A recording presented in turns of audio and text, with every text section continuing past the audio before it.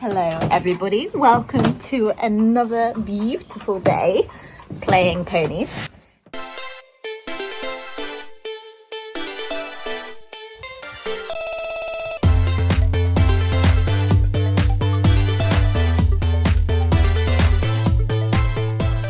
And today I have my glamorous assistant with me who is looking very cool in her sunglasses and I now can't take them off. You look like you're ready to go on the slopes. If only. If only. So, poor mum's only remembered her sunglasses and not her day-to-day glasses. So that will be entertaining later. If the footage starts getting worse as the sun goes down, you know why. Okay then, hello guys. I hope you are well and enjoying the slightly lighter evenings now, finally.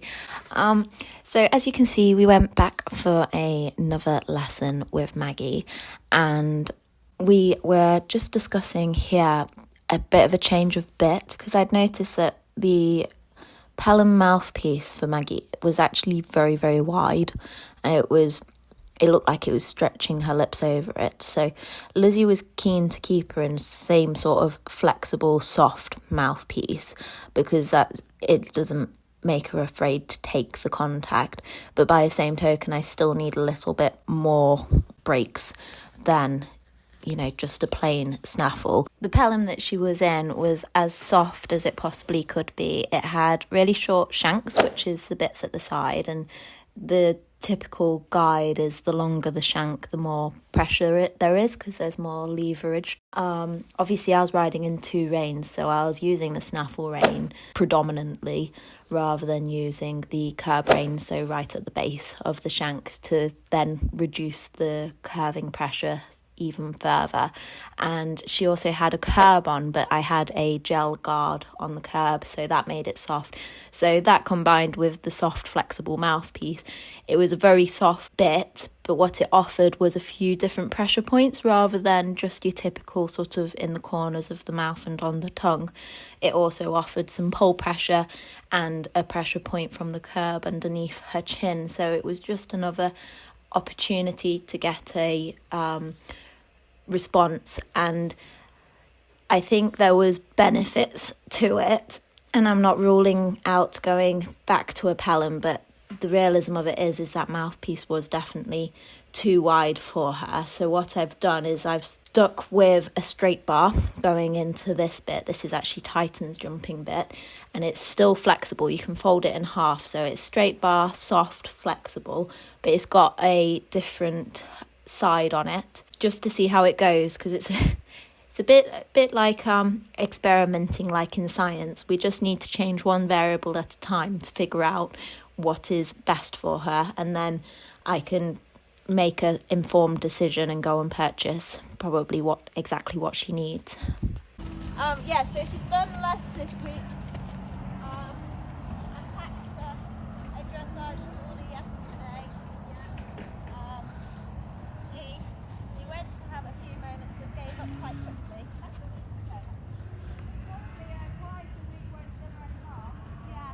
So back to talking about the bitting. It's always trial and error with bits. No two horses like exactly the same thing, but I am actually currently working through Titan's bits to see how we go. So we've gone into his trust bit, which is a really soft straight bar mouthpiece as well. It's just narrower so that her mouth doesn't get stretched as wide, and then you can see on the sides the sort of ring where it's a bit like a massive hanging cheek. I think it's called a butterfly flip, and then it's just got points for a little bit of added pull pressure. So what we're trying to do is, rather than just put stronger and stronger mouthpieces in, we're trying to give her the opportunity to take the contact, but then also have a little bit of brake power for me as well, because when you get into a combination in between two fences, she's got to sit up and listen. And so we're just trial and erroring with different pressures in different areas in order to have better communication down the rein. So while we've been discussing sort of where we're at with the bitting so far, you've obviously been able to see Maggie's been walking me up in the background, and she's coming into so much more of a soft and uphill frame now, and you can see how much more compliant she is to work together with me too. That looked quite good, that canter. It felt quite good actually. So if she feels good in the balance, come round and just canter through your canter pole.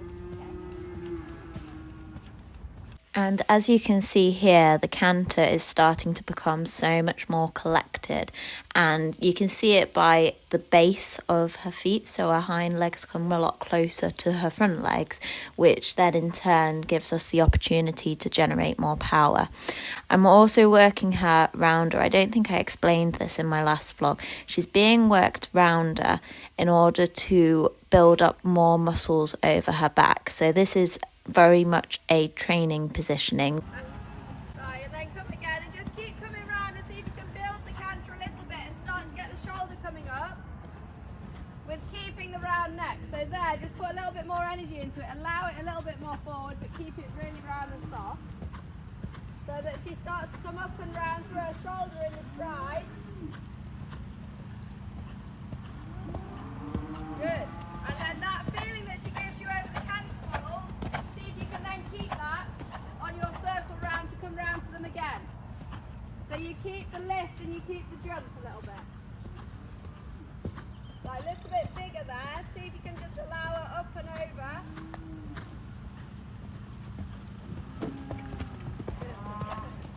So that rounder positioning, it's a bit like a cross chaining if you're training for a sport yourself. We put her there in order to encourage the muscles to build up in the right way. Obviously it isn't quite the frame that I'd be competing her in. I'd have her in a higher contact, but we are just offering the muscles just to stimulate a little bit more. So we want her belly to pull up towards her back, so we're building up her abs and her core, and then we are also having that stretched over her back muscles and round in that frame, so that she can build up all the muscles on top of her neck, on top of her back, round her bottom for a top line. And then when we add the power, we then add the bottom muscles in to step under and power up through, so that she has the strength in order to do that. Good.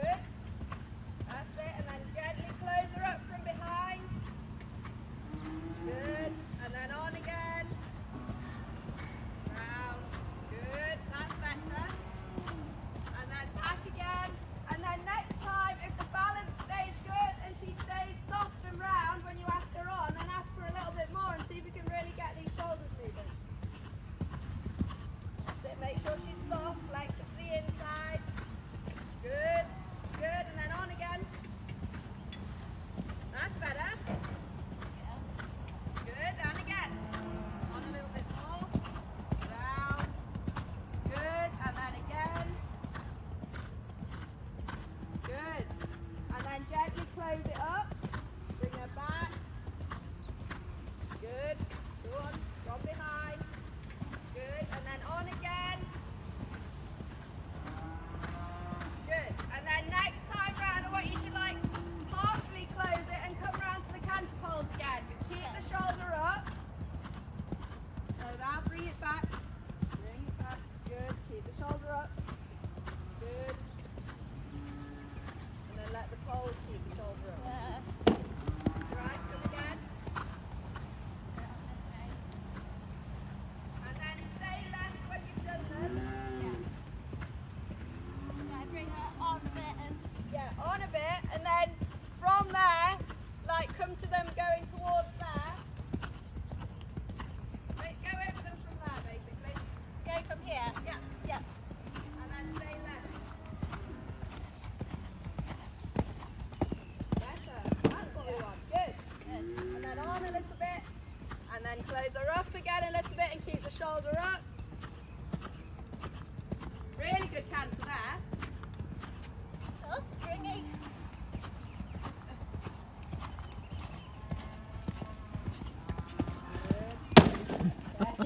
Bring her back a little bit, and then move her on again. Lift the poles this time. So obviously that was just because you expanded at them a little bit, right? Yeah. So avoid them this time.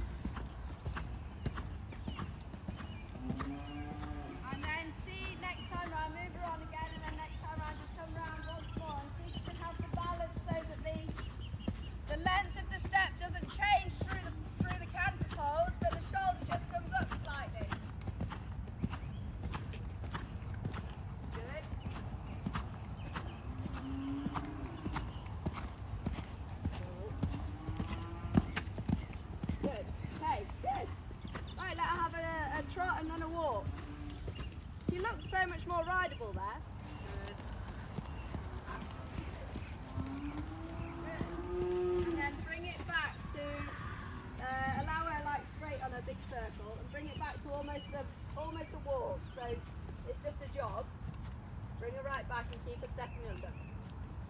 Good. And then allow it back up to a working trot, but it steps under and it pushes up through the shoulder. Good. And back again to a jog. Good. Very good. That's it. Yeah. Lift the pole. That's it. Bring it together. Lift the pole. So there, she's just like seeking it out a little bit because she's just slightly out with the hop. So that's better. Good, and then see if you can keep that feel and that balance and just gently allow the step to get longer again towards a working trot. Good, that's it. Good, and stay around her every step.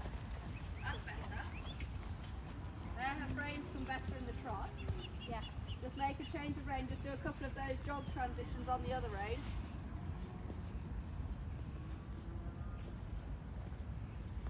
That's it, right back, nearly a walk. Make sure the balance is nice in the rein, so she's sitting and she comes light in the rein and slightly up in her pole. There, she's just a little bit reliant on your hands. Close the leg, get the hops under, half hold, weight, good, half hold, weight. Good girl. That's it, weight, little more, just weight, good, that's it, good. And then on, but keeping the balance. Just hanging on my right now again. Better for her body, good. Really good. And then just do one more of those and then she can have a walk. Good girl. Good. Pull up slightly. Think like a seesaw, so she just steps under slightly more behind. Good, that's better. Really smooth to sit on that. Yeah, because she's actually just starting to use her back a little bit more. Yeah. And lift a bit behind the saddle. Yeah. Good. Yeah. Really good there. Good, and then let her walk when you're ready. Like a different horse today. Yeah. Okay then, so that was what we did on the flat. We always do quite a bit of flat work before we do anything else because it's important. It's the basics of everything. And now we're going to start jumping. Good, a little bit more positive this time. Good, that's it. And then just soften the neck, keep the shoulder coming up, don't feel the canter. Better. Good, really good. Okay, hold on a minute. Feel with the fingers on the right rein.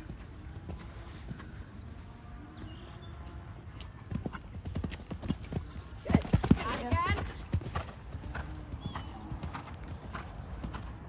Back to the same.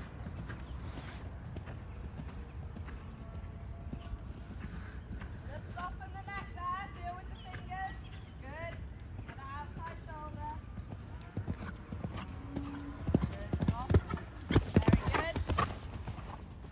So you can see we're warming up with an exercise that we've been doing quite a lot of, just a pole and then one stride to an upright. We've also done it with an oxer, but just an upright today. And it's just good practice for us to be soft and Maggie to get warmed up using her body. Right.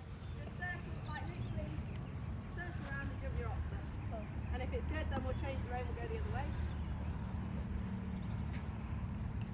But it just highlights if they fall in on their inside shoulder, even if they just give it a tap or a rub, it just makes them a little bit aware. Yeah. They've got to be sharp with their inside, inside foreleg.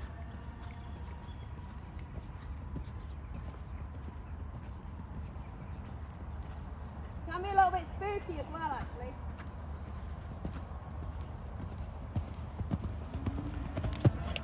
Very good. Excellent. Other way. So I think it's quite clear to see how much better she is actually jumping now because she's straight and through her body and she's actually letting me ride her rather than using her talent but ending up jumping hollow and not using her body as much because she's sort of blocked me out, which she was doing previously. Good. Once more that way, just a little bit spooky. I thought that little half step she did while she had a look and a spook was so clever, and obviously she's really willing and happy to get on with the job because she still went. She just had a little moment of assessment, which was very clever footwork.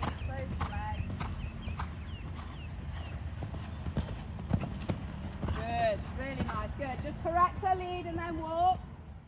So you'll notice that we are more likely to land on the left lead than the right lead sometimes. And this is something that I'm very aware of and working on, just making sure I'm straight in my body and she's also straight in her body. But in a good way, she looks like, you know, when you came around there and you had to put a bit of leg on to get to where you wanted to be, she looked quick off the leg. Yeah, she didn't flatten. No. So when you come round this turn, left rein round to this upright, make sure she's dead square with her shoulders, so that then you can get your inside leg onto her to turn land right. Okay, And then almost think leg yield off the right leg then. Yeah. If she lands wrong, add circle before you come round to that one. Yeah. But like almost don't overshoot your turn, almost go a little bit too far round so that you're then coming back on yourself, so you've got your inside leg onto her. Yeah. So that she's literally dead square, and then you can land right with that slight leg yielding feel off the right leg to the left rein, so that she doesn't carve in around that turn.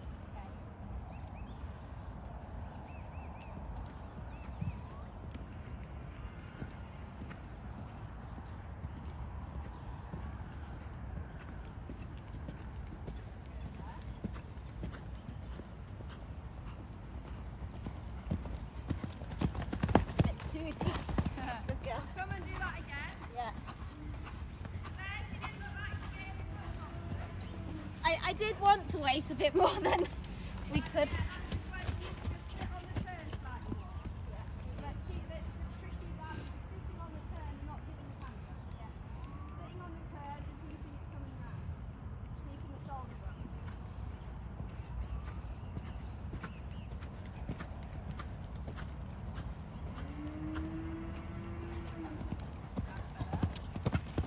Very good. Now put in a circle. She should have picked up the right leg there.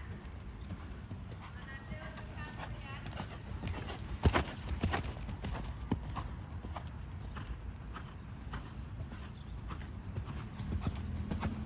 sit, feel with the fingers, close the leg.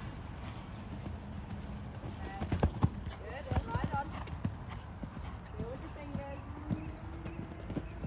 Good. Correct your lead, just leg yoder off that right leg.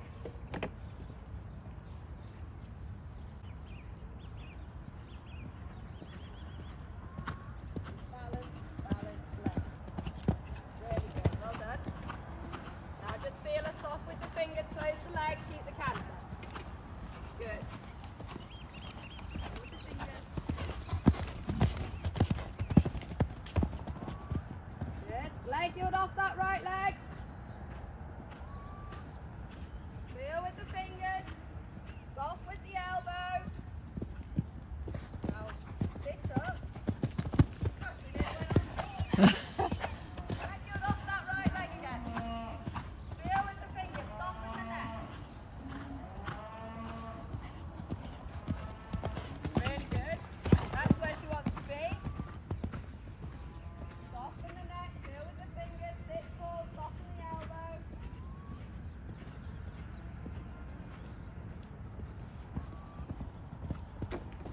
Fine.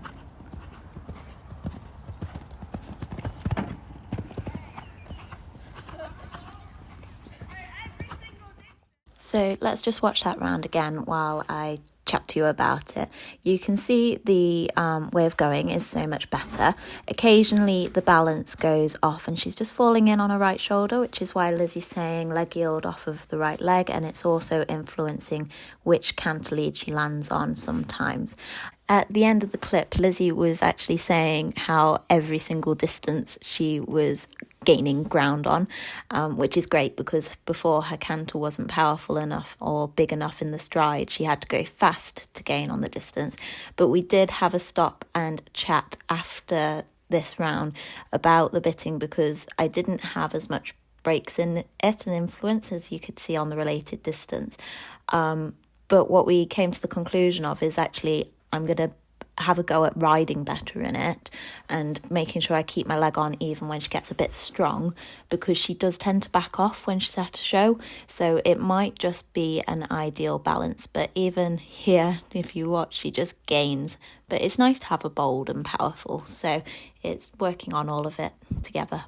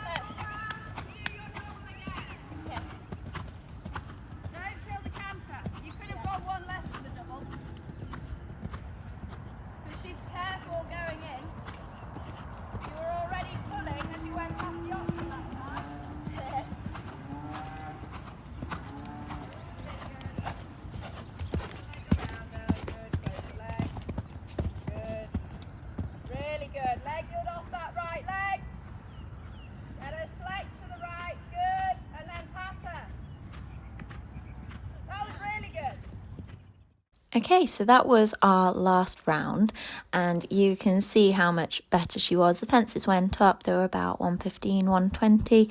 Not an issue for her, but it would have been an issue a month or so ago, because we would have been getting round it by the skin of our teeth, in that we couldn't be accurate down to the fence. I wouldn't have been able to adjust or change our way of going, and I feel like I'm able to ride in so much more of a technical way, which is actually the thing that starts to make everything look a little bit effortless.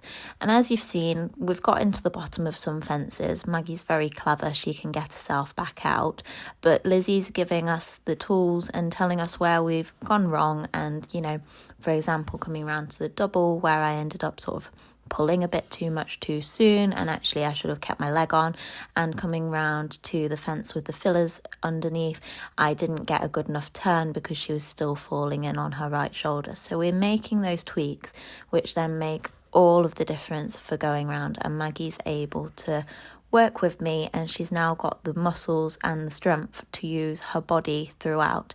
And even here, we're working the counter canter, it improves the canter, we then change the leg and we do this circle, and you see the quality of the jump for it. So the more we improve the flat work, the more the jumping's going to improve, which is extremely exciting, because for the first time ever for me, fences at 120 aren't actually looking that big or scary to ride down, which I'm finding very novel and I'm very pleased about.